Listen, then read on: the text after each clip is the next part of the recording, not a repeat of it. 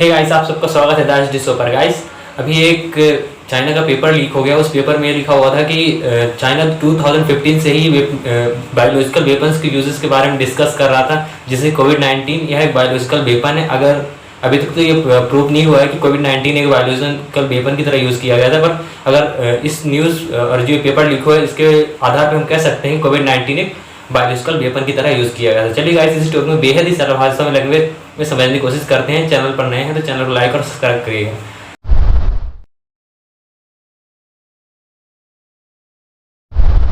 तो guys, China का एक पेपर लीक हुआ और उस पेपर में यह लिखा हुआ था कि चाइना 2015 से ही यह कोशिश कर रहा था कि बायोलॉजिकल वेपन को कैसे यूज़ किया जाना चाहिए। गाइस, ये जो डिस्कस किया जाता है ये चाइना के मिलिट्री और साइंटिस्ट के बीच में डिस्कस किया जा रहा था और ये पेपर लीक हो गया। ये पेपर लीक हुआ तो लीक करने के पीछे यूएस ने कोशिश की थी कि यह पेपर यूएस के हाथ में लगा, और जो रिपोर्ट किया था वो द ऑस्ट्रेलियन न्यूज़पेपर ने किया था, मतलब ऑस्ट्रेलियन रिपोर्टर ने इसको न्यूज़ को कवर किया था। और आप देख भी सकते हैं इस टॉपिक पर कितने सारे आर्टिकल्स पब्लिश हुए हैं। तो गाइस, बेसिकली चाइना कोशिश यह कर रहा था कि बायोलॉजिकल वेपन का थर्ड वॉर में कैसे यूज़ किया जा सकता है, थर्ड वर्ल्ड वॉर में कैसे यूज़ किया जा सकता है, क्योंकि चाइना का मानना है कि सेकंड वर्ल्ड वॉर में जापान ने चाइना के ऊपर बायोलॉजिकल वेपन को ऑलरेडी यूज़ किया था। तो डिस्कस कर रहे थे और डिस्कस में उन्होंने कोविड-19 का भी जिक्र किया था कि सार्स जो है उसको कैसे फैलाया जाना चाहिए, जबकि हम सभी जानते हैं कोविड-19 जो है वो 2019 में आया था, जो कि चाइना में फैला था, पर इसके बारे में डिस्कस ऑलरेडी 2015 में किया जा चुका था। तो हम यह कह सकते हैं कि जो कोविड-19 है उसको बायोलॉजिकल वेपन की तरह यूज़ किया गया था। तो गाइस, यह जो रिपोर्ट किया गया था, यह पेपर जो लीक हुआ था वो खुद ही एक चाइनीज़ की मिलिट्री ने एक बुक में लिखा था, और जब यूएस ने इस पेपर को लीक किया तो ये तेज़ी से सोशल मीडिया में फैल गया और लगभग हर कंट्री ने इसके बारे में रिपोर्ट किया।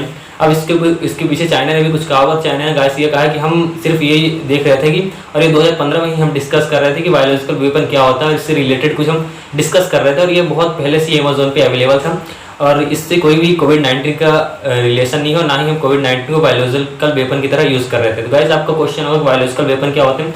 तो गाइस, अगर कोई भी कंट्री अपने एनिमी कंट्री को हराना चाहता है तो ऑफिशियल सी बात है कि वो वॉर करेगा, और वॉर में दोनों ही कंट्री को लॉस होगा। पर अगर वो कंट्री चाहता है कि अपने एनिमी कंट्री को बिना वॉर के ही जीत ले, तो उसके लिए उसे बायोलॉजिकल वेपन की जरूरत होगी। गाइस, अगर कोई भी कंट्री रॉकेट बनाता है तो उसको उस पर करोड़ों खर्च करने पड़ेंगे, पर अगर उसने बायोलॉजिकल वेपन बना लिया तो उसमें कम से कम 10-15 हज़ार में बायोलॉजिकल वेपन बन जाएगा।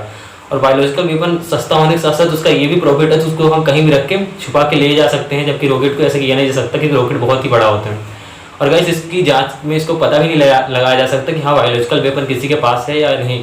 तो गाइस, आप सोच सकते हैं कि बायोलॉजिकल वेपन कितना खतरनाक है। अगर किसी भी कंट्री के ऊपर बायोलॉजिकल वेपन छोड़ना है तो वहाँ पे जाके पानी या किसी भी चीज़ में बायोलॉजिकल वेपन जो है उसे छोड़ दो, और तेज़ी से उस कंट्री में बायोलॉजिकल जो है वो बहुत सारी बीमारियाँ फैल जाएंगी और वो कंट्री पूरी तरह से, उसका मेडिकल सिस्टम, हेल्थ सिस्टम पूरी तरह से वीक हो जाएगा और बहुत सारे लोग मरेंगे। गाइस, किसी भी कंट्री के लिए पावरफुल उसकी मिलिट्री नहीं होती, उसकी पॉपुलेशन भी होती है। अगर वह कंट्री पावरफुल है तो अपने पॉपुलेशन के दम पे, अगर उस कंट्री की पॉपुलेशन ज़्यादा है तो वो ऑलरेडी पावरफुल होगा।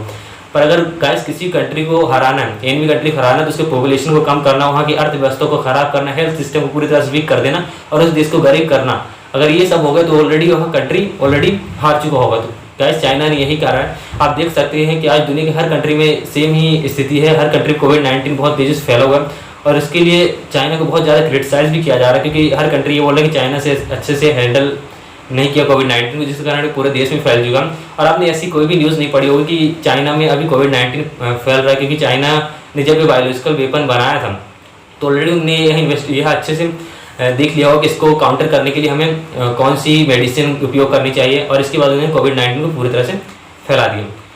अब गाइस, ये जान लेते हैं कि अब जब ये पता ही चल गया कि कोविड-19 का यूज़ चाइना ने वेपन की तरह किया था, तो अब कंट्री इसके ऊपर क्या करेंगे। गाइस, अभी कोई ये केवल पेपर लीक ही हुआ है, अब इसके बारे में इन्वेस्टिगेशन चल रही है। अगर इन्वेस्टिगेशन कंप्लीट हो जाती है तो ऑलरेडी चाइना पे कुछ प्रेशर तो पड़ेगा और कुछ लॉस भी देखना पड़ सकता है। पर गाइस, आप सोच सकते हैं कि अगर कोविड-19 जो फैला था उसमें हर कंट्री को लॉस हुआ। इंडिया की भी जीडीपी माइनस में चली गई थी, अमेरिका की भी जीडीपी माइनस में चली गई थी। दुनिया की जो टॉप 10 अमीर कंट्री उनकी सभी की जीडीपी लगभग माइनस में थी, पर केवल चाइना ही एक ऐसा देश था जिसकी जीडीपी प्लस में थी।